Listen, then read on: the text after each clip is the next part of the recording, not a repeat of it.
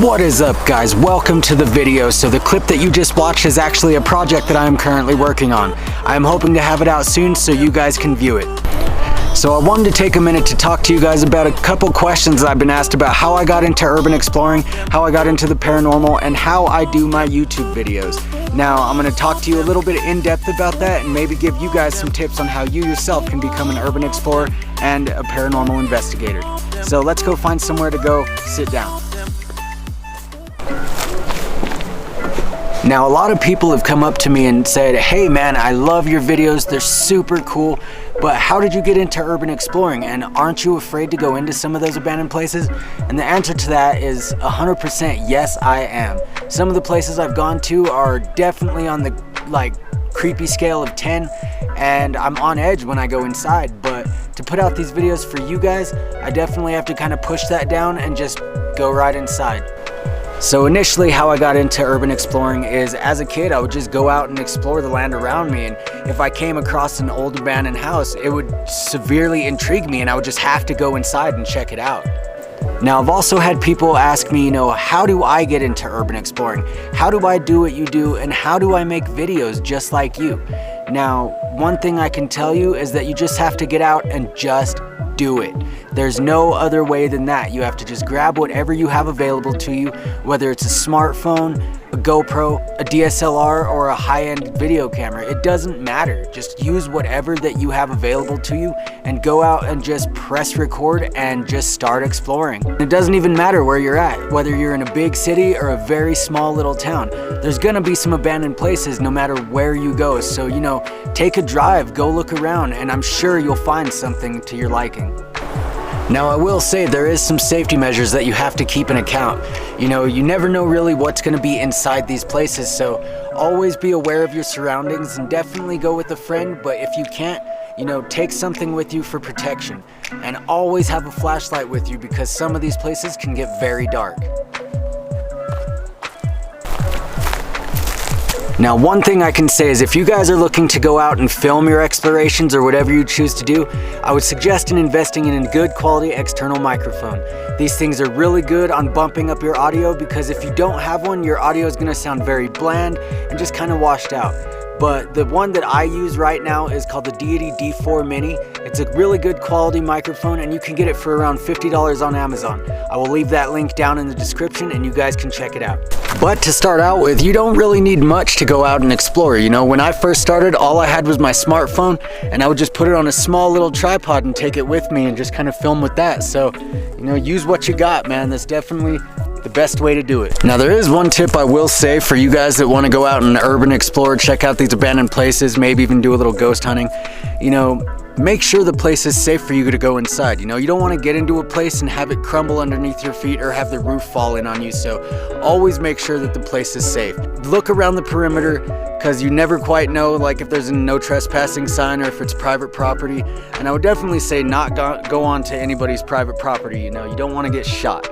Also, be aware that there might be animals or even people living inside these places. So be very aware, announce yourself when you go inside. Just check every room in the house or the building, wherever you go. There could be somebody living in there, there could be squatters, there could be, whatever. You want to be safe, so always keep your safety #1 priority. One thing I can say though, it's getting super cold out here in these woods, so you know what? Let's go somewhere that's a little more not so cold. Alright, so now we are out of the cold and we are actually in an abandoned house, which makes it perfect for this video. So I know I spoke about it briefly in the beginning of this video, but let's get right down into how I got into urban exploring. So I've always really liked old ghost towns and abandoned places, but I never really went and checked any out. I'd see a couple here and there on my travels, but it didn't really become a main thing until after living in Michigan. And I would see a bunch of abandoned places on the side of the road, but it wasn't until one day when I saw one and I decided, hey, why not? And I actually stopped and went inside and checked it out. Now, I didn't have anything with me except for my cell phone, so I decided to take it in, and I was totally amazed at some of the things that I saw, and the way the place looked, perfect. So once inside, I would just take photos and videos for my Instagram, and I wouldn't really think too much of it, But it wasn't until afterwards when I thought to myself, you know what? I could do this for YouTube. I'm only posting skateboarding videos anyways, so why not make it a cool little change? So I decided to grab all my camera gear and all my equipment, and I decided to go searching out some of these places. And let me tell you, some of these places that I found, absolutely amazing. The way they're built and it was just so cool to see the inside of these places.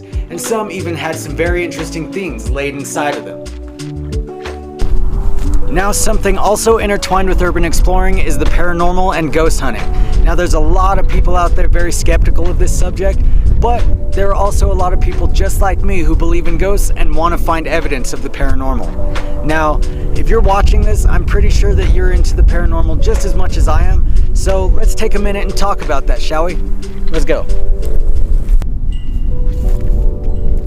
So if you were looking to get into the paranormal, I can give you a couple tips that will help you in becoming a better paranormal investigator.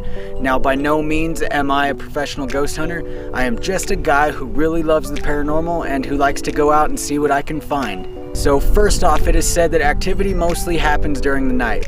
Now, however that can be the case, it can happen any time during the day, whether it's early in the morning, the afternoon, or in the evening. Activity can happen no matter what time of day it is. Now, I do want to say that spirits are not performers. Activity may not happen when you want it to. They choose to speak to you and show themselves to you on their terms. Now, there are certain rituals that you can perform to provoke a spirit into speaking with you, but be very wary because some of the spirits that you invoke can and will cause you harm, so be cautious when performing any type of ritual. Now, I do want to say that some entities that you come across are not always demonic.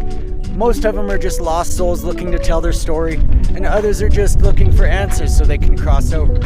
So, there will be negative energies out there that will manifest themselves into poltergeist, but don't label it as a demon until it shows you otherwise. So let's get into some of the equipment that you can use for investigations. Now, there are tons of equipment out there that you can use.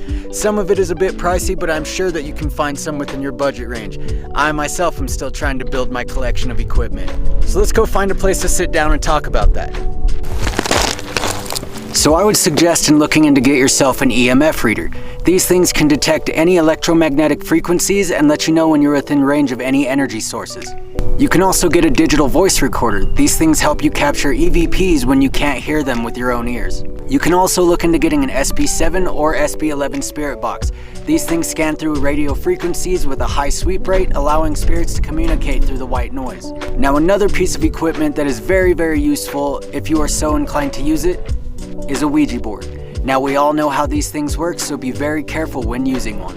Now, these are just a few among many pieces of equipment that can be used in search of the paranormal. Now, there are also smartphone apps that you can use, and I am currently using these ones. Now, I will say that there is a possibility that you will not catch anything during your investigation, and that is totally okay.